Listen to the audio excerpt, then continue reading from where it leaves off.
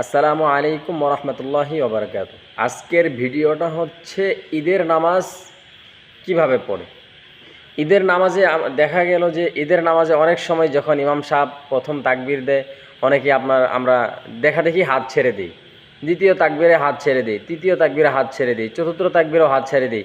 এতে ইমাম সাহেব হাত বেঁধে রাখে, আমরা টেরও পাই না। একজন আরেকজনটা দেখে দেখে ঈদের নামাজ আদায় করি আমরা। এরকম অনেক মুসল্লি আছে, তাদের জন্য আজকের এই ভিডিওটা। অবশ্য আপনার যদি জানা থাকে, আপনি শেখার নিয়তে আপনার যে ভুলটা আছে এই ভুলটা সংশোধনের জন্য আপনিও ভিডিওটা দেখতে পারেন। তো আমরা যেহেতু আগামীকাল ঈদুল আজহার নামাজ আমরা নামাজ পড়তে ঈদগাহে যাব, আমরা অবশ্যই এই ভিডিওটা দেখে যাব। যদি আমার নিজের ভিতরে ভুল থাকে তাহলে অবশ্যই আমি এই ভিডিওর মাধ্যমে আমি শিখতে পারবো। এরকম মন মানসিকতা নিয়ে আমার ভিডিওটা আপনারা দেখতে থাকুন। যে ঈদের নামাজ হচ্ছে ওয়াজিব নামাজ।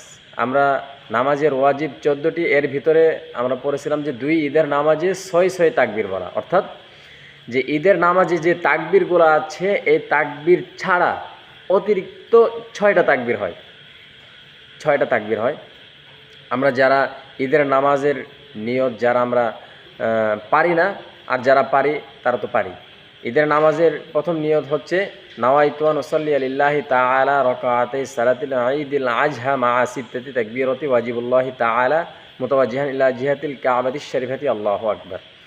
যে কাবাতিশ শরীফাতি এটা বলার পর ইমাম সাহেব যখন তাকবীর বলবে, আল্লাহু আকবার বলে সঙ্গে সঙ্গে হাত বেঁধে ফেলবেন। প্রথম তাকবীরে নামাজে দাঁড়ানোর পর সঙ্গে সঙ্গে হাত বেঁধে ফেলবেন, হাত ছাড়বেন না।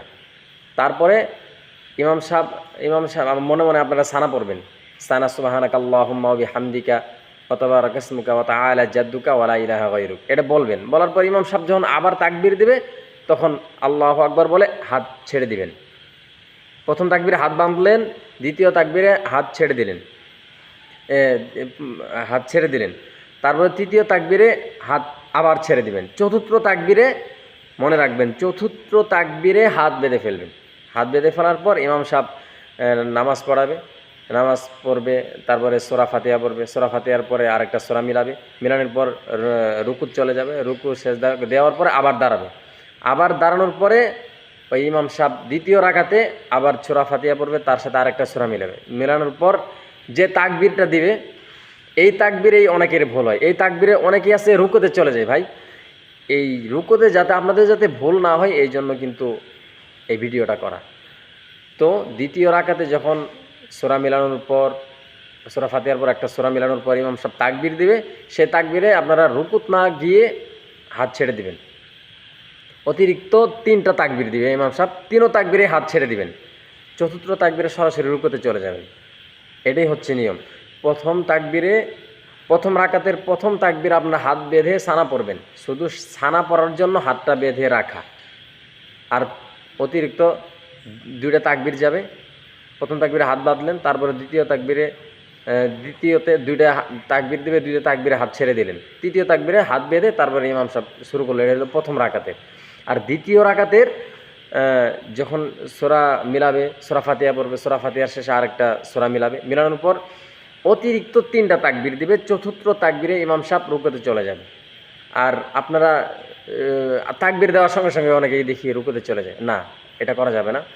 আপনারা বিষয়টা একটু ভালোভাবে দেখবেন, একটু খেয়াল করবেন, খেয়াল করে তারপরে আপনারা নামাজ পড়তে যাবেন। অনেকেই একজন আরেকজনটা দেখে নামাজের দিক। ভাই, বছরে 2টা ঈদ, এই 2টা ঈদের নামাজ যদি আমাদের ভুল হয় তাহলে এটা অনেক লজ্জাজনক ব্যাপার। এই জন্য আমরা বাড়ি থেকেই শিখে যাব ইনশাল্লাহ। আর অবশ্যই ঈদের নামাজের খুতবা কিন্তু ওয়াজিব। অনেকেই নামাজ শেষ করে অমনি তাড়াহুড়া করে বাসায় চলে আসি, না, এটা করা যাবে না। ঈদের নামাজে খুতবা শোনা ওয়াজিব।